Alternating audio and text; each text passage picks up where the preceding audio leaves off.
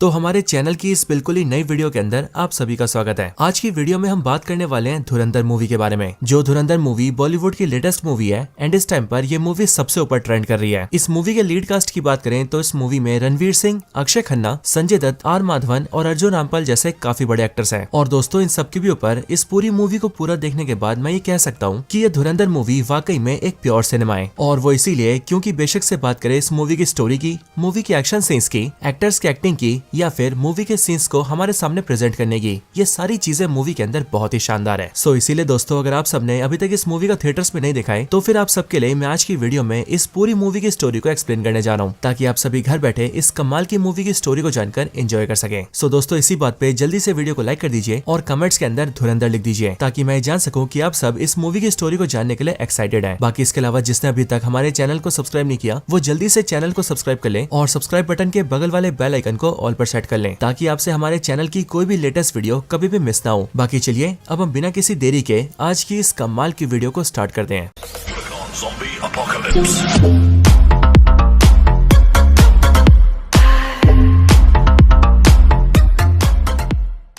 तो दोस्तों धुरंधर मूवी की जो स्टोरी है वो मेनली साल 1999 और साल 2001 में होने वाले टेररिस्ट अटैक्स के ऊपर बेस्ड है। क्योंकि दोस्तों अगर आप सबको इंडिया की हिस्ट्री पता हो तो आप ये जानते होंगे कि साल 1999 और साल 2001 इन दोनों सालों में इंडिया के ऊपर काफी बड़े अटैक्स हुए थे, जिनमें से पहला एक प्लेन हाईजैक था और दूसरा पार्लियामेंट अटैक था। और दोस्तों इन अटैक्स को उन टेररिस्ट ग्रुप्स ने करवाया था जिन्हें पाकिस्तान कंट्री का बैकअप था। लेकिन सारी चीजें जानने के बाद भी इंडिया डायरेक्टली कुछ नहीं कर पाया था और वो इसीलिए क्योंकि उस टाइम पर पाकिस्तान कंट्री को अदर कंट्रीज का काफी ज्यादा सपोर्ट था, स्पेशली यूएसए और गल्फ कंट्रीज का। लेकिन अब क्योंकि इंडिया उस टाइम पर पाकिस्तान से अपने आप को डायरेक्टली प्रोटेक्ट नहीं कर पा रहा था, इसीलिए इंडिया ने स्टार्ट किया मिशन धुरंधर को। और दोस्तों इस पूरी मूवी के अंदर हम इसी मिशन धुरंधर को देखेंगे। सो अगर आप सभी को इस मूवी का कोर कॉन्सेप्ट समझ में आ गया हो तो फिर चलिए मूवी की स्टोरी को स्टार्ट करते हैं। तो दोस्तों धुरंधर मूवी की स्टोरी स्टार्ट होती है 30 दिसंबर साल 1999 से। मूवी के इस पहले सीन के अंदर हम अजय सन्याल से मिलते हैं जो कि इस टाइम पर इंडिया के इंटेलिजेंस ब्यूरो के डायरेक्टर होते हैं एंड इस कैरेक्टर को मूवी के अंदर प्ले किया है एक्टर आर माधवन ने। असल में यहाँ पर हमें पता लगता है कि इस टाइम पर इंडिया से उड़ने वाली फ्लाइट जो कि अफगानिस्तान जा रही थी वो जैसे अफगानिस्तान के कंधार एयरपोर्ट पर पहुंचती है वैसे ही जैश-ए-मोहम्मद नाम का एक पाकिस्तानी टेररिस्ट ग्रुप इसे हाईजैक कर लेता है और इस प्लेन के अंदर जितने भी इंडियन सिविलियंस होते हैं उन सबको हॉस्टेजेस बना लिया जाता है। एंड उनकी डिमांड होती है कि वो इंडियन सिविलियंस को तभी छोड़ेंगे जब इंडिया उनके साथी टेररिस्टों को रिलीज कर देगा, क्योंकि इससे कुछ टाइम पहले इंडिया ने कई सारे आतंकवादियों को पकड़ा होता है और ये हाईजैक बेसिकली उन सबको छुड़वाने के लिए होता है। अब यहाँ पर इंडिया के पास कोई ऑप्शन नहीं होता, इसीलिए इंडियन इंटेलिजेंस ब्यूरो के डायरेक्टर यानी कि अजय सन्याल, उस टाइम के रॉ चीफ, फॉरेन मिनिस्टर और इवन प्राइम मिनिस्टर सबके सब उनके आगे झुक जाते हैं और आतंकवादियों की सारी शर्तें मानकर सिविलियंस को छुड़ा लेते हैं। लेकिन दोस्तों ये होने के लगभग 2 साल बाद यानी कि 13 दिसंबर 2001 को एक और बड़ी घटना होती है। इस दिन हम ये देखते हैं कि दिल्ली के पार्लियामेंट हाउस के बाहर एक एम्बेसडर कार में बैठकर 5 आतंकवादी आते हैं और वो फुल स्पीड में पहले तो बैरिकेडिंग तोड़ते हैं एंड फिर पार्लियामेंट के अंदर घुसकर अपने वेपन से आसपास के सारे पुलिस ऑफिसर्स को मार देते हैं और फिर उसके बाद तो पूरे पार्लियामेंट के अंदर हाहाकार मचा देते हैं। हालांकि सही टाइम पर वहाँ पर अजय सन्याल आ जाते हैं एंड वो अपनी टीम के साथ मिलकर उन सारे आतंकवादियों को खत्म कर देते हैं। और जब ये सब होने के बाद इंडिया वाले इस सारे मुद्दे को यूनाइटेड नेशंस एंड यूएस के सामने उठाते हैं, तब तो ना ही इंडिया को यूनाइटेड नेशंस में हेल्प मिलती है, ना ही यूएस हेल्प करता है और ना ही पाकिस्तान के खिलाफ अदर कंट्रीज इंडिया का साथ देती हैं। और रही बात पाकिस्तान की तो उस टाइम पर यूएसए से लेकर बाकी सारी बड़ी कंट्रीज इवन गल्फ की सारी कंट्रीज भी पाकिस्तान के सपोर्ट में होती है और इसीलिए पाकिस्तान के मल्टीपल अटैक्स करने के बाद भी इंडिया उन्हें कोई जवाब नहीं दे पाता है। लेकिन अब मानो पानी सर से ऊपर जा चुका था और अब इसीलिए इस पार्लियामेंट अटैक के बाद इंटेलिजेंस ब्यूरो के डायरेक्टर यानी कि अजय सन्याल, रॉ के डायरेक्टर, फॉरेन मिनिस्टर और ऐसे बाकी सारे लोग मिलकर एक हाई लेवल की मीटिंग करते हैं और उस मीटिंग के अंदर ये तय किया जाता है कि अब पाकिस्तान को अंदर से वीक करने का और इंडिया को उससे बचाने का सिर्फ एक ही तरीका है एंड वो तरीका है मिशन धुरंधर। अब दोस्तों ये जो मिशन धुरंधर है ये बेसिकली इंडिया का एक ऐसा मास्टर प्लान है जिसका इस्तेमाल करके इंडिया वाले अपने एक सबसे काबिल एजेंट को पाकिस्तान के अंदर भेजेंगे और फिर उसके इस्तेमाल से पाकिस्तान को इंटरनली वीक करेंगे। और फिर इसीलिए जैसे इस मीटिंग में मिशन धुरंधर को मंजूरी मिलती है वैसे ही मानो ये मिशन स्टार्ट कर दिया जाता है। अब इसके बाद ही सीन शिफ्ट होता है और हम अगले सीन के अंदर अफगानिस्तान में रणवीर सिंह को देखते हैं और हमें पता लगता है कि रणवीर सिंह ही इंडिया का वो एजेंट है जो कि मिशन धुरंधर को पाकिस्तान में ऑपरेट करेगा, यानी कि वही धुरंधर है। अब दोस्तों इस मिशन के स्टार्ट होते हम ये देखते हैं कि रणवीर सिंह जो कि इंडिया का एजेंट है उसका नाम रखा जाता है हमजा अली और इस हमजा अली को सबसे पहले अफगानिस्तान भेजा जाता है। देन उसके बाद वो अपनी आइडेंटिटी एक बलूचिस्तान वाले की बनाता है और उसके जरिए पाकिस्तान में एंटर होता है। अब दोस्तों अगर आप सभी बलूचिस्तान के बारे में नहीं जानते तो मैं आपको बता दूं कि बलूचिस्तान बेसिकली वो रीजन है जो कि पाकिस्तान, अफगानिस्तान और ईरान के बीच में पड़ता है। जैसे कि आप सब इस टाइम पर अपने सामने मैप पर देख सकते हैं। हालांकि मॉडर्न टाइम में बॉर्डर्स की वजह से ये बलूचिस्तान एरिया इन तीनों देशों में आपस में बढ़ चुका है। लेकिन दोस्तों एक्चुअल में बलूचिस्तान के अंदर जो भी लोग रहते हैं उनसे पाकिस्तानी लोग नफरत करते हैं। इवन बलूचिस्तान का जो पार्ट पाकिस्तान में भी आता है उस पार्ट के लोगों से भी बाकी लोग काफी नफरत करते हैं और इसीलिए बलूचिस्तान के अंदर काफी सारे रेबल्स हैं जो कि हर टाइम अपने आप को पाकिस्तान से आजाद करने की कोशिश करती है, जिसके रिस्पॉन्स में बलूचिस्तान के बलूच रेबल्स एंड पाकिस्तान की मिलिट्री और आईएसआई इनके बीच हमेशा लड़ाई रहती है। और इस लड़ाई और झड़प के अंदर आईएसआई और पाकिस्तानी मिलिट्री वाले आए दिन बलूचिस्तान के रेबल्स को मारते ही रहते हैं। और दोस्तों मैंने आपको यहाँ पर बलूचिस्तान की हिस्ट्री भी इसीलिए बताई है क्योंकि रणवीर सिंह यानी कि हमजा अली एक बलूचिस्तान का बलूच रेबल बनकर अंदर आया है एंड मूवी में उसकी बलूच वाली आइडेंटिटी उसके मिशन में काफी बड़ा रोल प्ले करने वाली है। अब दोस्तों रणवीर सिंह यानी कि हमजा अली जैसे पाकिस्तान के अंदर एंटर होता है वैसे वो एंटर होते ही सीधा कराची में आता है और कराची के अंदर भी वो सीधा लियारी में आता है। अब दोस्तों ये जो लियारी है ये कराची के अंदर एक काफी पॉपुलर टाउन है और अब क्योंकि ये लियारी टाउन मूवी के लिए सबसे ज्यादा इंपॉर्टेंट है इसीलिए आप इस टाउन के बारे में ध्यान से जानना। अब रणवीर सिंह जैसे लियारी टाउन के अंदर आता है वैसे वो वहाँ पर एक इंडिया के दूसरे एजेंट से मिलता है जो एजेंट काफी सालों से यहाँ पर एक जूस की दुकान चला रहा था और उस एजेंट के साथ यहाँ पर 2-3 एजेंट्स और थे जो कि सब मिलकर काम किया करते थे और यहाँ से मिलने वाली सारी इन्फॉर्मेशन वो इंडिया तक पहुंचाते थे। लेकिन अब ये सब लोग धुरंधर मिशन को पूरा करने के लिए हमजा की हेल्प करेंगे। अब यहाँ पर जब हमजा इस दूसरे एजेंट से मिलता है यानी कि जो कि पाकिस्तान में यहाँ पर जूस की दुकान चला रहा है तब उससे मिलने के बाद वो हमजा की हेल्प करता है और उसने बेसिकली सालों से इस पूरे टाउन के बारे में क्या क्या जाना है वो सारी बातें हमजा को बताता है। वो हमजा को बताता है कि हमने इस पूरे मिशन के लिए पाकिस्तान के इस लियारी टाउन को इसलिए चुना है क्योंकि ये पूरा लियारी टाउन अपने आप में एक अलग ही साम्राज्य है और इसीलिए जो इस पूरे लियारी को रूल करता है उसका राज पूरे कराची पर होता है और जो पूरे कराची को रूल करता है उसका राज पूरे पाकिस्तान पर होता है एंड इसीलिए लियारी पर जिसकी पकड़ उसकी पकड़ पूरे पाकिस्तान पर। ये एजेंट रणवीर सिंह को यानी कि हमजा को ये बताता है कि इस पूरी लियारी के अंदर टोटल 3 डॉन है जिन तीनों डॉन के नाम है अरशद पप्पू, बाबू डकैत और तीसरा रहमान डकैत जिसे रहमान बलूच भी कहा जाता है। और वो इसीलिए क्योंकि तीसरा डॉन यानी कि रहमान बलूच एक बलूचिस्तान फैमिली से बिलोंग करता है और इसीलिए रहमान बलूच बलूचिस्तान के लोगों को सपोर्ट करता है और हमेशा उन्हीं के हक की बात करता है। बाकी दोस्तों जो रहमान बलूच है जिसे रहमान डकैत भी कहा जाता है वो दूसरे डॉन यानी कि बाबू डकैत का नाजायज बेटा है। लेकिन बड़े होकर जैसे रहमान डकैत को ये पता लगा कि बाबू डकैत उसका नाजायज बाप है वैसे ही उसने अपनी मदर को जान से मार दिया। बाकी दोस्तों इस पूरी लियारी टाउन के अंदर जो रहमान डकैत है वो पूरे 1/3 हिस्से को रूल करता है और बाकी बचे हुए 2/3 हिस्सों को रूल करते हैं बाबू डकैत और अरशद पप्पू। और रहमान डकैत से निपटने के लिए ये बाबू डकैत और अरशद पप्पू दोनों मिलकर काम करते हैं। अब यहाँ लियारी के अंदर हमजा का ये प्लान होता है कि अब क्योंकि वो एक बलूच बनकर आया है इसीलिए वो रहमान डकैत की गैंग में घुसेगा और गैंग में घुसने के लिए उसे बहुत ही जल्दी मौका भी मिलने वाला है। अब ऐसा इसीलिए क्योंकि रहमान डकैत के 2 बेटे हैं, एक बेटा 8 से 10 साल का है और दूसरा बेटा 19-20 साल का है। और ये जो रहमान डकैत का बड़ा बेटा है इसके दोस्त की कुछ ही दिन बाद शादी होने वाली है और अब क्योंकि शादी में रहमान डकैत का बेटा शामिल होने वाला है इसीलिए अरशद पप्पू और बाबू डकैत का ये प्लान है कि वो अपने आदमियों को भेजकर रहमान डकैत के बड़े बेटे को जान से मार देंगे। अब इंडिया के एजेंट्स इस बारे में सबको जान जाते हैं और इसीलिए उन्हें पता होता है कि कुछ दिनों बाद होने वाली शादी में रहमान डकैत के बड़े बेटे को मारा जाएगा और फिर इसीलिए हमजा और बाकी एजेंट्स ये प्लान करते हैं कि वो लोग उसी फायरिंग के अंदर रहमान डकैत के बड़े बेटे की जान बचाएंगे और ये चीज दिखाकर रहमान डकैत के सामने हीरो बन जाएंगे। यानी कि ऐसा करके वो लोग रहमान डकैत का भरोसा जीत लेंगे और उसकी गैंग में बड़े आराम से शामिल हो जाएंगे। अब इसके बाद जिस दिन शादी होती है उस दिन हमजा और बाकी सारे एजेंट्स उस शादी के अंदर वेटर का काम करते हैं क्योंकि उन्हीं की दुकान को वहाँ पर खाने का कॉन्ट्रैक्ट मिला होता है। और फिर इसीलिए उसके कुछ टाइम बाद ही रहमान डकैत के बेटे की एंट्री होती है। लेकिन हमजा और बाकी एजेंट्स देखते हैं कि वहाँ पर रहमान डकैत का बेटा अकेला नहीं आया बल्कि वो वहाँ पर अपने छोटे भाई को भी लाया होता है। और इसीलिए हमजा और बाकी एजेंट्स ये सोचकर परेशान हो जाते हैं कि अब जो फायरिंग होने वाली है उसमें दोनों बेटों को कैसे बचाया जाए। हालांकि उनके इतना सोचते ही वहाँ पर कई सारे गनमैन आते हैं जो कि एक्चुअल में बाबू डकैत और अरशद पप्पू के आदमी होते हैं और वो पूरी शादी के अंदर फायरिंग स्टार्ट कर देते हैं। लेकिन हमजा और उसके एजेंट्स मिलकर रहमान डकैत के दोनों बेटों को बचा लेते हैं। लेकिन तब भी एट द एंड वो सारे गुंडे मिलकर रहमान डकैत के बड़े बेटे को गोलियों से छन्नी कर देते हैं और उसे जान से मार देते हैं। अब ये देखकर हमजा और बाकी एजेंट्स को कुछ समझ नहीं आता क्योंकि उनका पूरा मिशन फेल हो चुका था क्योंकि उनका तो प्लान ही यही था कि रहमान डकैत के बड़े बेटे पर जब हमला हो तब वो लोग उसे हमले से बचा ले और रहमान डकैत के सामने भरोसा जीत ले। लेकिन यहाँ पर वो लोग रहमान डकैत के बड़े बेटे को बचाने में फेल हो चुके हैं। लेकिन अब इसके बावजूद भी हमजा हार नहीं मानता और वो नया तरीका निकालता है। अब एक्चुअली में उसने छोटे बेटे की जान तो बचाई होती है और अब इसीलिए वो छोटे बेटे के सामने ये तमाशा करता है कि वो बड़े बेटे की जान बचाने की कोशिश कर रहा है। वो जल्दी से बड़े बेटे की लाश को उठाता है और उसे हॉस्पिटल लेकर जाता है एंड डॉक्टर्स के सामने चिल्लाते हुए कहता है कि जल्दी से वो लोग इसका इलाज कर दें। लेकिन एज ऑफ कोर्स उसकी जान चली जाती है। अब रहमान डकैत को जैसे इस बारे में पता लगता है वैसे वो अपने आदमियों के साथ सीधा हॉस्पिटल आता है और हॉस्पिटल आकर वो सबसे पहले अपने छोटे बेटे से मिलता है जिसके बाद ही उसका छोटा बेटा उसे सारी कहानी समझाते हुए कहता है कि जब उसके और उसके बड़े भाई पर हमला हुआ तब हमजा नाम के इस आदमी ने हम दोनों की जान बचाने की कोशिश की और जब बड़े भाई को गोली लगी तो यही हॉस्पिटल लेकर भी आया। इन बातों को सुनने के बाद रहमान डकैत पहले तो अपने बेटे की लाश देखता है और उसे देखकर काफी रोता है। लेकिन फिर उसके बाद वो हमजा से मिलता है और अपने छोटे बेटे की जान बचाने के लिए उसे शुक्रिया अदा करते हुए कुछ पैसे देने की कोशिश करता है। लेकिन हमजा पैसा लेने से मना करता है और वो रहमान डकैत से कहता है कि वो उसे अपना हीरो मानता है। असल में वो भी रहमान डकैत की तरह एक बलूच है और जिस तरह से रहमान डकैत बाकी सारे बलूचों के हक के लिए खड़ा होता है वो देखकर हमजा को बहुत ही ज्यादा अच्छा लगता है और इसलिए वो भी रहमान डकैत की गैंग में आना चाहता है और उसके साथ काम करना चाहता है। अब दोस्तों हमजा ने अब तक जो भी कुछ किया था उससे उसने रहमान डकैत का भरोसा तो जीत ही लिया था, साथ ही उसने पैसे ना लेकर रहमान डकैत को ये भी दिखा दिया कि उसे पैसों का कोई लालच नहीं है। एंड अब इसीलिए रहमान डकैत हमजा को गैंग में शामिल कर लेता है और उसे धीरे धीरे करके अपने गैंग की सारी जानकारी देने लगता है। लेकिन दोस्तों अब यहीं पर ही रहमान डकैत ये प्लान करता है कि अब वो बाबू डकैत को जान से मार देगा, क्योंकि उसी के आदमियों ने उसके बड़े बेटे की जान ली है। लेकिन दोस्तों रहमान डकैत कुछ करता कि उससे पहले हम ये देखते हैं कि उसी हॉस्पिटल के अंदर रहमान डकैत से मिलने के लिए लियारी टाउन का पॉलिटिशियन आता है और ये पॉलिटिशियन बेसिकली वहाँ का MP MLA टाइप का होता है और इस पॉलिटिशियन ने इस पूरे लियारी टाउन के अंदर रहमान डकैत को अपना सपोर्ट दिया होता है। ये यहाँ पर आकर रहमान डकैत के बेटे की लाश देखता है और रहमान डकैत को भरोसा देता है और उसके साथ ही वो रहमान डकैत को ये भी समझाते हुए कहता है कि अभी इलेक्शंस बहुत पास आने वाले हैं, इसलिए अभी वो कोई भी कदम न उठाए और बाबू डकैत के ऊपर कोई अटैक न करे, क्योंकि ऐसा करने की वजह से इलेक्शंस में वो हार सकता है और अगर इलेक्शंस में वो हार गया तो फिर रहमान डकैत का भी काफी नुकसान होगा। अब दोस्तों ये बात बोलकर वो पॉलिटिशियन रहमान डकैत को रोक तो देता है, लेकिन फिर इसके बाद से रहमान डकैत हर रोज अपने आप में ही जलने लगता है और वो ये सोचने लगता है कि वो कैसे अपने बेटे की मौत का बदला लेगा। अब ऐसे एक दिन गुस्से में आकर रहमान डकैत अपने सारे आदमियों को बिठाता है, जिसमें हमजा भी शामिल होता है और फिर वो उन सबसे कहता है कि अभी हमें क्या करना चाहिए, क्या हमें बाबू डकैत से बदला लेना चाहिए या फिर नहीं। ये बात सुनकर रहमान डकैत के सारे आदमी उसे रुकने के लिए कहते हैं और वो रहमान से कहते हैं कि इलेक्शंस होने दिया जाए, उसके बाद ही कोई कदम उठाया जाए, क्योंकि उनके लिए इलेक्शन जीतना काफी ज्यादा जरूरी है। अगर वो लोग इस टाइम पर कुछ भी करते हैं तो इलेक्शंस में उनकी हार हो सकती है, यानी उनके नेता की हार हो सकती है, जिस वजह से न सिर्फ उनका सपोर्ट छिनेगा बल्कि उनकी फंडिंग भी रुक जाएगी। लेकिन दोस्तों इन सब के बाद रहमान डकैत हमजा से पूछता है कि आखिरकार उन्हें क्या करना चाहिए, जो सुनकर हमजा सबसे अलग जवाब देता है और वो रहमान डकैत से कहता है कि अगर मैं आपकी जगह होता तो मैं अपने बेटे की मौत का बदला जरूर लेता। असल में बाबू डकैत ने इस टाइम पर जो भी कुछ किया है वो उसने सोच समझ कर किया है। उसने इलेक्शंस के ठीक पहले आपके बेटे की जान ली है ताकि आप ये सोचकर बैठ जाएं कि इलेक्शंस आने वाले हैं और आप उस पर हमला न करें। लेकिन मैं कहूं तो यही आपकी भूल होगी, क्योंकि एक्चुअली में इस टाइम पर वो बेफिक्र होगा और उसे अंदाजा भी नहीं होगा कि आप उस पर हमला कर सकते हैं। इसके साथ ही रही बात इलेक्शंस को जीतने की, तो अगर आप उस पर हमला नहीं करते हैं तो इलेक्शंस तो आप वैसे भी हार जाएंगे, और ऐसा इसीलिए क्योंकि आपके बेटे की जान लेकर और आपको इस तरह इलेक्शंस तक चुप बिठाकर उसने साबित कर दिया है कि बाबू डकैत रहमान डकैत से काफी ज्यादा पावरफुल है और रहमान डकैत के अंदर अब कोई पावर नहीं बची। और इसीलिए अगर आप मेरी माने तो आपको बाबू डकैत को इसी टाइम पर खत्म करना चाहिए, जिससे कि न सिर्फ आपका बदला पूरा होगा बल्कि पूरी लियारी के अंदर ये मैसेज जाएगा कि इस पूरे रीजन में रहमान डकैत से ऊपर कोई भी नहीं है। अब रहमान डकैत हमजा की बात से एग्री होता है और इसलिए वो प्लान करता है कि अब वो बाबू डकैत एंड उसकी पूरी गैंग पर अटैक करेगा और उन सबको खत्म करेगा। अब ऐसा करने के लिए वो लोग पूरी प्लानिंग करते हैं और बारी बारी करके बाबू डकैत के सारे बंदों की फील्डिंग सेट करते हैं एंड फिर एक ही बार में वो सारे के सारे आदमियों को खत्म करते हैं। और रही बात बाबू डकैत की, तो उसे हमजा, रहमान डकैत और रहमान डकैत का खास आदमी जो कि उसका कजन भी होता है जिसका नाम उजैर होता है, वो सब मिलकर उसे खत्म करते हैं, जिसमें कि वो सब लोग बाबू डकैत को टक्कर मार के नीचे गिराते हैं और फिर रहमान डकैत बाबू डकैत को लोहे से पीट पीट कर जान से मार देता है और फिर इस तरह से रहमान डकैत अपने बेटे की मौत का बदला लेता है। अब इसके बाद ही इलेक्शंस होते हैं और इलेक्शंस में हम ये देखते हैं और उस पूरे इलेक्शंस के अंदर इस पॉलिटिशियन की, जिसका नाम जमील जमाली है, वो पूरे बहुमत के साथ जीत जाता है। लेकिन दोस्तों जब पॉलिटिशियन जमील जमाली की जीत होती है और उसे उसकी विक्ट्री स्पीच के लिए बुलाया जाता है, तब उस टाइम पर पब्लिक को देखकर वो ये समझ जाता है कि लियारी की जितनी भी जनता है वो उससे ज्यादा रहमान डकैत को पसंद करती है और इसीलिए अगर कल को रहमान डकैत पॉलिटिक्स में आ गया तो फिर उसकी कुर्सी खतरे में आ सकती है। अब दोस्तों रहमान डकैत इस टाइम पर काफी ऊपर आ चुका था, क्योंकि उसने अपने दो दुश्मनों में से एक बाबू डकैत को खत्म कर दिया था। वो पूरे लिहारी का सबसे बड़ा डॉन बन चुका था और साथ ही साथ उसकी पॉपुलैरिटी भी इतनी ज्यादा बढ़ चुकी थी कि वो बड़े आराम से अब नेता भी बन सकता था। इसके साथ ही रही बात हमजा की, तो अब हमजा रहमान डकैत का सबसे खास बन चुका था। लेकिन हमजा जो कि अपने मिशन पर था, उसे हम ये देखते हैं कि वो पॉलिटिशियन जमील जमाली के इसी विक्ट्री स्पीच के मौके पर उसकी बेटी से मुलाकात करता है और वो धीरे धीरे करके उसे इम्प्रेस कर लेता है, क्योंकि हमजा ये जानता था कि पॉलिटिशियन जमील जमाली की जो बेटी है वो उसके मिशन में उसके काफी काम आ सकती है। अब दोस्तों इन सब के बाद पॉलिटिशियन जमील जमाली को जिस बात का डर होता है वही होता है, यानी कि पाकिस्तान के जो बड़े बड़े बिजनेसमैन अपने फायदे के लिए जो अब तक जमील जमाली को सपोर्ट किया करते थे, वो अब रहमान डकैत से मुलाकात करते हैं और उसे सपोर्ट करने की बात करते हैं, क्योंकि अब पूरे लिहारी के अंदर रहमान डकैत से ज्यादा पकड़ और किसी की मजबूत नहीं है, पॉलिटिशियन जमील जमाली की भी नहीं। लेकिन दोस्तों जैसी जमील जमाली को ये बात पता लगती है, वैसे उसके मन में रहमान डकैत के लिए बहुत ज्यादा नफरत भर जाती है और वो कुछ भी करके रहमान डकैत को दबाने की कोशिश में लग जाता है। अब इसके बाद ही रहमान डकैत और इन दोनों बिजनेसमैन की मीटिंग फिक्स होती है, जहाँ पर हमें पता लगता है कि ये दोनों बड़े बिजनेसमैन भाई हैं, जिन्हें कहा जाता है खन्नानी ब्रदर्स। ये दोनों एक्चुअली में पाकिस्तान में काफी उल्टे सीधे काम करते हैं और इन तरीकों से काफी पैसा कमाते हैं, जैसे कि हवाला के जरिए ब्लैक मनी को व्हाइट करना और फेक इंडियन नोट्स को छापकर इंडिया में सप्लाई करना। हालांकि दोस्तों इन सब के बीच हम ये भी नोटिस करते रहते हैं कि जो रणवीर सिंह है यानी कि हमजा, वो अपने बाकी सारे एजेंट्स के साथ मिलकर जो भी बड़ी जानकारी मिलती है उसे इंडिया भी पहुंचाता है और अब तक उसे सबसे बड़ी जानकारी ये मिली होती है कि पाकिस्तान के दोनों बिजनेसमैन भाई यानी कि खन्नानी ब्रदर्स इंडिया के फेक 500 और 1000 के नोट्स को छापकर इंडिया में सप्लाई करते हैं और इंडिया की करेंसी को वीक करके इंडिया को नुकसान पहुंचाते हैं। हालांकि दोस्तों इसके बाद अगले सीन में हम ये देखते हैं कि रहमान डकैत, हमजा, उजैर और अपने कुछ खास आदमियों के साथ मिलकर खन्नानी ब्रदर्स से मीटिंग करने आता है, जहाँ पर खन्नानी ब्रदर्स उसे मिलवाते हैं ISI के हेड से। ये एक्चुअली में ISI का एक बहुत ही बड़ा एजेंट होता है जिसका नाम होता है मेजर इकबाल। और दोस्तों इस मेजर इकबाल को मूवी के अंदर प्ले किया है अर्जुन रामपाल ने। एंड सही बताऊं तो मूवी में इनकी एक्टिंग मुझे सबसे आइकॉनिक लगी। ये आईएसआई का मेजर इकबाल यहाँ पर रहमान डकैत से मीटिंग करता है एंड वो उससे कहता है कि उसे रहमान डकैत से बहुत सारे वेपन्स चाहिए, लेकिन बात यह है कि उसे वो सारे वेपन्स चाहिए जो कि रशिया और अमेरिका बनाता है, क्योंकि एक्चुअली में उसका ये प्लान है कि वो रशियन और अमेरिकन मेड्स वेपन्स को लेगा, उन वेपन्स को अपने देश के टेररिस्ट ग्रुप्स को देगा और उन टेररिस्टों के जरिए इंडिया के अंदर टेरर को बढ़ावा देगा, जैसे कि सिविलियंस को मारना, बॉम्ब ब्लास्ट करना और इस तरह के बाकी सारे काम। अब दोस्तों इस मीटिंग में बैठे हुए सभी लोगों को ये पता होता है कि इस तरह के सारे रशियन और अमेरिकन मेड वेपन्स जो है वो उन सबको बलूचिस्तान से मिल सकते हैं, क्योंकि बलूचिस्तान के हेड के पास ये सारे वेपन्स का एक्सेस है। लेकिन दोस्तों अब क्योंकि आईएसआई और बलूचिस्तान के रेबल्स के बीच हमेशा दुश्मनी रहती है और वो आए दिन बलूच रेबल्स को मारते रहते हैं, इसलिए आईएसआई डायरेक्टली उनसे डील नहीं कर सकता और इसीलिए आईएसआई का मेजर इकबाल ये चाहता है कि रहमान डकैत उनके लिए बलूच रेबल से डील करे और वो सारे वेपन्स लाकर उन्हें दे, बदले में वो जितना पैसा बोलेंगे वो उन्हें देने को राजी है। और दोस्तों रहमान डकैत भी इसीलिए क्योंकि रहमान डकैत खुद ही एक बलूच था, वो अपनी गैंग में बलूचों को रखता था और साथ ही साथ वो बलूच रेबल्स के लिए काफी काम करता था एंड इसीलिए जितने भी बलूचिस्तान के बलूच रेबल्स हैं वो सभी रहमान डकैत को एक मसीहा की तरह देखते हैं और उसे काफी सम्मान करते हैं, जिस वजह से रहमान डकैत को वो लोग वेपन्स के लिए कभी मना नहीं करेंगे। अब रहमान डकैत इस डील को हाँ कर देता है, जिसके बाद ही रहमान डकैत अपने आदमियों के साथ मिलकर सीधा बलूचिस्तान जाता है और वहाँ पर बलूच रेबल्स के हेड से मिलता है और उनसे हथियारों के लिए डील कर लेता है, जिसके बाद वो बलूच रेबल्स का हेड भी उन्हें सारे हथियार सप्लाई कर देता है, जिसके बाद बहुत सारे अमेरिकन और रशियन मेड वेपन्स रहमान डकैत के पास आ जाते हैं, जिन्हें वो आगे चलकर सौंपने वाला है आईएसआई के मेजर इकबाल को। हालांकि दोस्तों इसी बीच हम पॉलिटिशियन जमील जमाली से मिलते हैं, जो कि पूरी तरह से प्लान कर चुका था कि उसे रहमान डकैत को रास्ते से हटाना है, क्योंकि रहमान डकैत की बढ़ती पॉपुलैरिटी और पावर बहुत ही जल्दी उससे उसकी कुर्सी छीनने वाली है। अब ऐसा करने के लिए वो एसपी चौधरी को मिलने बुलाता है और दोस्तों हमें पता लगता है कि एसपी चौधरी और कोई नहीं बल्कि एक्टर संजय दत्त है। हमें पता लगता है कि एसपी चौधरी असल में पुलिस में एसपी है, लेकिन 5 साल पहले जमील जमाली ने उसे सस्पेंड करवा दिया था और वो भी इसीलिए क्योंकि ये बहुत ज्यादा ईमानदार था और ये अपने पूरे इलाके में गुंडागर्दी को खत्म करके रखता था। लेकिन अब क्योंकि जमील जमाली ये चाहता है कि उसके इलाके से रहमान डकैत मारा जाए और गुंडागर्दी खत्म हो जाए, इसीलिए वो एसपी चौधरी को अपने पास बुलाकर उससे कहता है कि वो उसकी पोस्टिंग फिर से लियारी में कर रहा है ताकि वो रहमान डकैत को खत्म कर दे, यानी कि उसका एनकाउंटर करके ये दिखाए कि वो मारा गया। लेकिन दोस्तों एसपी चौधरी जमील जमाली से ऐसा करने से मना कर देता है और वो इसीलिए क्योंकि वो जमील जमाली से कहता है कि लियारी के अंदर जितनी भी पुलिस है वो पूरी की पूरी पुलिस रहमान डकैत की जेब में है, इसीलिए अगर मैं रहमान डकैत को पकड़ने या उसका एनकाउंटर करने पुलिस वालों को लेकर भी जाऊंगा तो वो मेरी पुलिस से मुझे ठुकवा देगा और इसीलिए मैं चाहता हूँ कि मुझे खुद की टीम दी जाए, जिस टीम के बंदे मैं खुद ही चुनूंगा। साथ ही साथ लियारी में मेरा खुफिया ऑफिस होगा जिसके बारे में किसी को पता नहीं होगा। अगर आप ये सब एग्री करते हैं तो मैं पोस्टिंग लेने के लिए हाँ बोलता हूँ। पॉलिटिशियन जमील जमाली एसपी चौधरी की शर्त मान जाता है और वो उसे उसकी स्पेशल टास्क फोर्स देता है, जिसकी हेल्प से एसपी चौधरी रहमान डकैत को पकड़ के उसका एनकाउंटर कर सकता है। अब दोस्तों इन सब के बीच ही हमजा और जमील जमाली की बेटी की लव स्टोरी चल रही होती है और इसीलिए जब एक दिन वो दोनों साथ बैठे होते हैं तब उस टाइम पर ही हमजा एसपी चौधरी की फोटो देख रहा होता है, क्योंकि उसकी पोस्टिंग लियारी टाउन के अंदर फिर से कर दी गई है। लेकिन एसपी चौधरी की फोटो देखकर जमील जमाली की बेटी हमजा से कहती है कि वो इसको पहले से जानती है, क्योंकि ये आदमी उसके फादर से मिलने उसके घर अक्सर आता है। इस बात को सुनते हमजा ये समझ जाता है कि कुछ ना कुछ तो गंडगोल चल रहा है और इसीलिए वो जमील जमाली की बेटी से कहता है कि अगली बार वो जब भी आए तब वो उसके बारे में सारी बातें सुने और हो सके तो रिकॉर्ड भी कर ले, जो सुनकर जमील जमाली की बेटी हमजा को हाँ बोल देती है। बाकी दोस्तों कहानी में आगे हम ये देखते हैं कि रहमान डकैत ने बलूच रेबल से जो भी हथियार उठाए थे, यानी कि जो भी रशियन और अमेरिकन मेड हथियार उठाए थे, वो उन सबको ले जाकर आईएसआई को देता है और आईएसआई के मेजर इकबाल के हाथों में सौंपता है। इन हथियारों को लेकर मेजर इकबाल उन सबको बताता है कि असल में अब वो इन सारे हथियारों का इस्तेमाल इंडिया में करेगा और ऐसा करने के लिए वो काफी सारे आतंकवादियों को बुलाता है और उन सारे हथियारों को उन्हें सौंप देता है, जिसके बाद वो सबके सामने ही बताता है कि अब उनका ये प्लान है कि अब वो बहुत ही जल्द सीधा पानी के रास्ते हुए इंडिया में घुसेंगे और इंडिया में बहुत ही बड़े बड़े टेरर अटैक्स करेंगे, ऐसे अटैक्स जिससे इंडिया पूरी तरह से टूट जाएगा। अब इन सभी के बीच बैठकर जैसे हमजा ये सारी बातें सुनता है वैसी वो जल्दी से इंडिया के अंदर ये सारी खबरें भेज देता है, जिसके बाद इंडिया के इंटेलिजेंस वाले इन सारी बातों को जान तो जाते हैं, लेकिन अब हम उनकी लापरवाही कहें या फिर उनकी इनएफिशिएंसी, वो किसी भी टेरर अटैक को रोकने में नाकामयाबी रहते हैं। क्योंकि असल में दोस्तों इस टाइम पर मेजर इकबाल जिस टेरर अटैक को प्लान कर रहा था वो टेरर अटैक था साल 2008 में होने वाला 26/11, और जैसा कि हम सब जानते ही हैं कि इंडियन इंटेलिजेंस 26/11 के अटैक को रोकने में फेल हो गई थी। हालांकि दोस्तों इस टाइम पर हमजा अपना काम पूरा करता है और वो इंटेलिजेंस जल्दी से इंडिया भेज देता है और इंडिया की सारी इंटेलिजेंस टीम को ये बात तो बता ही देता है कि आने वाले टाइम में पाकिस्तान इंडिया में काफी बड़े बड़े टेरर अटैक्स करवाने वाला है। लेकिन दोस्तों इतने में हम लिहारी सिटी के अंदर ये देखते हैं कि पॉलिटिशियन जमील जमाली एसपी चौधरी के जरिए अपना काम करवाना स्टार्ट कर देता है और वो प्लान स्टार्ट कर देता है रहमान डकैत का एनकाउंटर करने का। ऐसा करने के लिए वो सबसे पहले रहमान डकैत के घर के अंदर जो नौकर होता है उसके जरिए रहमान डकैत के छोटे बेटे के खाने में कुछ उल्टा सीधा मिलवा देता है, जिसे खाकर रहमान डकैत के छोटे बेटे की हालत बहुत खराब हो जाती है और इसीलिए रहमान डकैत जल्दी जल्दी में अपनी वाइफ के साथ अपने बेटे को गाड़ी में लेता है और बहुत ही कम आदमियों के साथ सीधा हॉस्पिटल निकल जाता है और फिर इस तरह से वो एसपी चौधरी के ट्रैप में फंस जाता है, क्योंकि फिर रास्ते में एसपी चौधरी उसे पकड़ लेता है और वो उसे अरेस्ट करके अपनी गाड़ी में बैठा कर ले जाता है। अब जाहिर है यहाँ पर एसपी चौधरी का यही प्लान था कि वो दिखाएगा तो यही कि वो रहमान डकैत को अरेस्ट करके पुलिस थाने ले जा रहा है, लेकिन रास्ते में रहमान डकैत ने भागने की कोशिश की, जिसके रिस्पॉन्स में उसने रहमान डकैत का एनकाउंटर कर दिया। लेकिन दोस्तों अब इसी बीच ये सारी खबर हमजा, उजैर और रहमान डकैत के बाकी साथियों को मिलती है। लेकिन खबर जानने के साथ ही हमजा को जमील जमाली की बेटी का फोन आता है, जो कि उसे एक वीडियो भेजकर दिखाती है कि उसने अपने फादर और एसपी चौधरी की बातचीत को रिकॉर्ड रिकॉर्ड कर लिया है। अब इस वीडियो रिकॉर्डिंग में हमजा ये देखता है कि पॉलिटिशियन जमील जमाली, एसपी चौधरी और अरशद पप्पू तीनों बैठकर मीटिंग कर रहे हैं। और इस वीडियो के अंदर हमें साफ दिखता है कि पॉलिटिशियन जमील जमाली एसपी चौधरी से कहता है कि तुम रहमान डकैत को पकड़कर उसे एनकाउंटर में जान से मार दो। इस तरह से वो रास्ते से हट जाएगा। बाबू डकैत ऑलरेडी मर चुका है और फिर इसीलिए पूरा एरिया अरशद पप्पू का होगा, जिसके बाद से अरशद पप्पू जमील जमाली के हिसाब से काम करेगा। क्योंकि दोस्तों आप सबको तो ये पता ही होगा कि अक्सर बहुत से पॉलिटिशियंस होते हैं जो कि गुंडों को अपने सपोर्ट में तो रखते हैं, लेकिन वो ये नहीं चाहते कि कोई भी गुंडा उनके ऊपर जाए। और अब क्योंकि रहमान डकैत काफी ज्यादा पॉपुलर हो चुका था और वह जमील जमाली से ऊपर जा चुका था, इसीलिए जमील जमाली अब उसे रास्ते से हटाना चाहता है एंड अपने काम अरशद पप्पू से करवाना चाहता है। और अब इसीलिए रहमान डकैत के मरने से इन तीनों का काम आसान हो जाएगा। जमील जमाली की कुर्सी बची रह जाएगी, अरशद पप्पू को पूरे लियारी का कंट्रोल मिल जाएगा और एसपी चौधरी जो कि रहमान डकैत को बहुत टाइम से निपटाना चाहता है वो उसे निपटा देगा। लेकिन दोस्तों हमजा को जैसी वीडियो मिलती है वैसी वो वीडियो देखने के बाद ही जमील जमाली की बेटी को अपने घर जाने के लिए कहता है और वो उसे अपने घर में बुला के उसका फोन बंद करवा देता है ताकि वो अपने फादर से कांटेक्ट न कर पाए। एंड देन इसके बाद ही हमजा जमील जमाली को वीडियो भेजता है और वो उसे कहता है कि वो उसके पूरे प्लान को जान चुका है। अगर उसने रहमान डकैत की डेथ को नहीं रुकवाया तो वो उसकी वीडियो वायरल कर देगा और न्यूज में डाल देगा, जिसके बाद उसकी रेपुटेशन गिर जाएगी और उसकी कुर्सी भी चली जाएगी। और अगर वो ऐसा नहीं चाहता तो वो रहमान डकैत की डेथ को रुकवा दे। अब ये सुनकर पॉलिटिशियन जमील जमाली काफी डर जाता है और इसीलिए वो एसपी चौधरी को फोन करके कहता है कि वो रहमान डकैत के एनकाउंटर को रोक दे। लेकिन एसपी चौधरी उसकी बात मानने से मना कर देता है एंड वो कहता है कि वो रहमान डकैत को मार कर ही रहेगा। ये बात सुनकर जमील जमाली जल्दी से बात हमजा को बताता है और फिर इसीलिए हमजा दूसरा तरीका लगाता है एंड वो जमील जमाली से कहता है कि वो उसे एसपी चौधरी का खुफिया ऑफिस बताए। क्योंकि दोस्तों जमील जमाली की बेटी के जरिए हमजा को उस ऑफिस के बारे में पता चल चुका था। वो जमील जमाली के मुंह से जल्दी से एसपी चौधरी की खुफिया ऑफिस का पता ढूंढता है और अपने सारे आदमियों को लेकर सीधा वहां पहुंचता है और वहां के सारे पुलिस ऑफिसर्स को बहुत बुरी तरह से मारता है एंड उन सब के ऊपर पेट्रोल डाल देता है। और फिर वो एसपी चौधरी को वीडियो कॉल करके बताता है कि अभी अगर उसने रहमान डकैत को नहीं छोड़ा तो फिर वो इस ऑफिस में मौजूद 40 से भी ज्यादा ऑफिसर्स को जान से मार देगा। अब अपने ऑफिसर्स को बचाने के लिए एसपी चौधरी रहमान डकैत को छोड़ देता है और वो रहमान डकैत को हमजा के हाथों में सौंप देता है। लेकिन दोस्तों अब इन सब के बाद वो दिन आता है जिस दिन इंडिया में 26/11 का अटैक हुआ था, यानी कि 26 नवंबर साल 2008। और इस दिन आईएसआई वाले स्पेशली मेजर इकबाल इंडिया में अपने आतंकवादियों के जरिए इस अटैक को करवा देता है और वो टीवी पर इस पूरे अटैक को सबको दिखाता है। लेकिन दोस्तों जैसे 26/11 के टेरर अटैक को हमजा देखता है वैसे वो अंदर से बहुत ज्यादा टूट जाता है, क्योंकि उसने इस अटैक को रोकने के लिए सारी की सारी खबरें इंडिया तक पहुंचा दी थी। लेकिन तब भी वो देखता है कि इंडिया की इंटेलिजेंस इस अटैक को रोक नहीं पाई और उसके देश को इतना बड़ा नुकसान झेलना पड़ा। और इसीलिए इस अटैक को देखकर हमजा भी अंदर से बहुत ज्यादा दुखी हो जाता है। लेकिन फिर इसके बाद वो इतने ज्यादा गुस्से में आता है कि अब वो ये ठान लेता है कि अब वो कुछ भी करके इन सबको खत्म करेगा और वो इस पूरी लियारी का कंट्रोल अपने हाथों में लेगा एंड पूरे पाकिस्तान को अपने घुटनों पर लाकर खड़ा करेगा। लेकिन जाहिर सी बात है दोस्तों हमजा ऐसा काम बल से नहीं बल्कि अकल से ही कर सकता है। और अब इसीलिए वो सबसे पहले प्लान बनाता है रहमान डकैत को रास्ते से हटाने का एंड पूरी लियारी पर कंट्रोल करने का। अब ऐसा करने के लिए वो पॉलिटिशियन जमील जमाली से मिलता है एंड वो उससे कहता है कि मैं जानता हूँ कि तुम रहमान डकैत को रास्ते से हटाना चाहते हो और अब बात यह है कि इस काम में मैं तुम्हारा साथ दूंगा। हमजा जमील जमाली से कहता है कि तुम्हारी बेटी मुझसे प्यार करती है, इसलिए तुम मुझसे मेरी शादी करवा दो, जिसके बाद मैं तुम्हारा दामाद बन जाऊंगा और फिर तुम्हारा दामाद बनने के बाद हम लोग सब मिलकर रहमान डकैत को रास्ते से हटा देंगे और उसे जान से मार देंगे, जिसके बाद पूरी लियारी पर मेरा कंट्रोल होगा। और अब क्योंकि मैं तुम्हारा दामाद हूँ इसीलिए मेरे जरिए तुम्हारा कंट्रोल होगा, यानी कि अगर पावर आती भी है तो वो हमारे परिवार में आएगी, यानी कि तुम्हारे हाथ में। अब पॉलिटिशियन जमील जमाली को हमजा की ये बात ठीक लगती है और इसीलिए वो उससे अपनी बेटी की शादी करवाता है, उसे अपना दामाद बनाता है एंड फिर उसके और एसपी चौधरी के साथ मिलकर ये प्लान बनाता है कि अब वो सब लोग मिलकर रहमान डकैत को रास्ते से हटाएंगे। अब इसके आगे चलकर आईएसआई का मेजर इकबाल रहमान डकैत से और भी कई सारे वेपन्स मंगवाता है एंड इसीलिए वो लोग डिसाइड करते हैं कि वो लोग वेपन्स को बहुत ही जल्दी उन्हें सौंप देंगे। लेकिन अब जिस दिन उन्हें वेपन्स की डिलीवरी लेने होती है उसी दिन रहमान डकैत को एक पानी के डैम का उद्घाटन करना होता है और इसीलिए वो उद्घाटन करने जाता है एंड उसी बीच डिलीवरी के लिए हमजा, उजैर और बाकी सारे साथियों को भेज देता है, जिस वजह से आज के दिन रहमान डकैत के साथ बहुत ही कम लोग रह जाते हैं और इसीलिए आज का ये दिन हमजा के लिए परफेक्ट होता है रहमान डकैत को मरवाने के लिए। और फिर इसीलिए वो एसपी चौधरी से बोलकर रहमान डकैत की पूरी फील्डिंग सेट करवा देता है और रहमान को गाड़ी में बिठाकर जंगल के रास्ते से सीधा सुनसान सड़क पर ले जाता है। अब एक ही दिन इतनी सारी अजीब चीजों को देखकर रहमान डकैत को डाउट हो जाता है और इसीलिए वो हमजा से गाड़ी रोकने के लिए कहता है एंड उसके बाकी साथियों को बुलाने के लिए कहता है। लेकिन हमजा उसकी बात नहीं मानता और वो गाड़ी कंटिन्यूसली चलाता है, जो चीज देखकर रहमान डकैत ये समझ जाता है कि वो उसे धोखा दे रहा है और हो ना हो वो उसे मरवाना चाहता है, जिस वजह से रहमान डकैत चलती गाड़ी में ही हमजा के ऊपर अटैक कर देता है। लेकिन तब भी हमजा किसी तरह से गाड़ी को आगे ले जाता है और गाड़ी को ठोक देता है एंड खुद गाड़ी से निकलकर भाग जाता है, जिसके बाद एसपी चौधरी एंड उसकी पूरी टास्क फोर्स की टीम वहां पर आती है और वो रहमान डकैत एंड उसके साथ के 1-2 आदमियों पर अटैक कर देते हैं। लेकिन दोस्तों इस शूट आउट के होने के बाद भी रहमान डकैत जल्दी से भागते हुए जंगल में घुस जाता है और सीधा हमजा का पीछा करता है ताकि वो उसे मारकर अपना बदला ले सके। बाकी इधर इतने में हम ये देखते हैं कि एसपी चौधरी की पूरी टीम मिलकर रहमान डकैत के साथियों को जान से मार देती है और फिर इसीलिए एसपी चौधरी भी रहमान डकैत के पीछे जाता है, यानी कि सबसे आगे आगे हमजा, उसके पीछे रहमान डकैत और रहमान डकैत के पीछे एसपी चौधरी। जिसके बाद जंगल में हम ये देखते हैं कि एसपी चौधरी और रहमान डकैत की भिड़ंत होती है और इस भिड़ंत के बीच ही हमजा वहां पर आता है, जिसके बाद ही वो दोनों मिलकर रहमान डकैत पर भारी पड़ते हैं और at the end SP Chaudhary Rahman डकैत के गले में गोली मारता है। और फिर यहीं पर ही हमें ये भी पता लगता है कि एसपी चौधरी ने रहमान डकैत की सर की बजाय उसके उसके गले पर वो भी साइड में गोली क्यों मारी। इसी टाइम पर एक फ्लैशबैक आता है, जिस फ्लैशबैक में हम ये देखते हैं कि प्लानिंग के टाइम पर ही हमजा ने एसपी चौधरी से कहा था कि जब वो लोग रहमान डकैत को पकड़ लेंगे और उसे मारने वाले होंगे तब एसपी चौधरी को उसे गोली तो मारनी है, लेकिन मेक श्योर ये करना है कि गोली लगने के बाद भी रहमान डकैत आधे घंटे तक जिंदा रहे। और दोस्तों वो किस लिए, वो हमें आगे पता लगता है। एक्चुअली में जैसी रहमान डकैत के गले में गोली लगती है वैसे हमजा अपना प्लान स्टार्ट करता है और वो रहमान डकैत को अपने कंधे पर डालता है और रास्ते में एक रिक्शा को रुकवाकर सीधा हॉस्पिटल जाता है और वो रिक्शा वाले के सामने ऐसा दिखाता है कि रहमान डकैत को एसपी चौधरी ने गोली मारी है और वो यानी कि हमजा उसकी जान बचाने की कोशिश कर रहा है। साथ ही साथ वो रास्ते में उजैर को भी फोन कर देता है और वो सारे साथियों को भी यही कहानी सुनाता है कि एसपी चौधरी ने भाई को गोली मार दी है और मैं उन्हें हॉस्पिटल लेकर जा रहा हूँ। इसके बाद वो उसे हॉस्पिटल लेकर पहुंचता है, लेकिन एज ऑफ कोर्स हॉस्पिटल पहुंचते पहुंचते रहमान डकैत की जान चली जाती है। लेकिन यहाँ पर हमजा का प्लान पूरी तरह से कामयाब रहता है, क्योंकि इसके आगे सारे न्यूज चैनल्स पर यही न्यूज चलती है कि एसपी चौधरी ने रहमान डकैत को गोली मारी और हमजा ने उसकी जान बचाने की कोशिश की। और फिर ये चीज दिखाकर हमजा पूरे लियारी सिटी के अंदर हीरो बन जाता है और वो किसी को भी इस बात की भनक भी नहीं होने देता कि उसने खुद नहीं रहमान डकैत को मरवाया है। अब दोस्तों ये मूवी एंडिंग में आ जाती है, जहाँ पर हमें फिर से इंडिया का सीन दिखाया जाता है और हमें पता लगता है कि आखिरकार हमजा है तो है कौन। और फिर हम ये जानते हैं कि हमजा का असली नाम जसकीरत सिंह रंगी है, जो कि एक ऐसा आदमी है जो कि अपनी पूरी फैमिली को खो चुका है एंड उसे खुद को भी फांसी की सजा होने वाली थी। लेकिन फिर उस टाइम पर ही आईबी का डायरेक्टर यानी कि अजय संगाल उससे मिलता है और वो उसे देश के काम आने का मौका देता है, जिसे जसकीरत सिंह अपना लेता है और फिर वो इंडिया का एजेंट बनके पाकिस्तान के अंदर मिशन धुरंधर को पूरा करता है। लेकिन दोस्तों अब ये कहानी यहीं पर खत्म होती है, बट मूवी के खत्म होने के साथ ही हमें बताया जाता है कि अभी ये मूवी तो खत्म है बट इस मूवी की स्टोरी नहीं। और ऐसा इसीलिए क्योंकि अगले साल के मार्च महीने के अंदर इस मूवी का सेकंड पार्ट आएगा एंड उसी के अंदर इस धुरंधर की पूरी स्टोरी खत्म होगी। बाकी दोस्तों आपको इस मूवी की स्टोरी कैसी लगी या मुझे कमेंट्स में जरूर बताना, और अगर आपको वीडियो पसंद आई हो तो वीडियो को लाइक करना। मैं जल्दी मिलता हूँ आपसे ऐसी किसी और बेहतरीन वीडियो में, तब तक के लिए गुड बाय।